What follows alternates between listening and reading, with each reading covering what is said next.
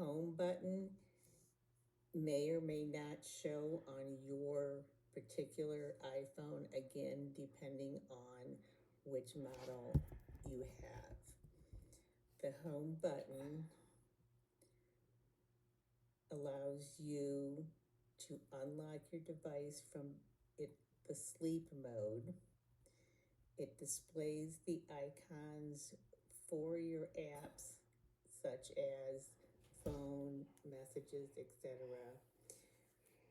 It will allow Touch ID, that would allow you to just touch something based on your fingerprint to open up your iPhone.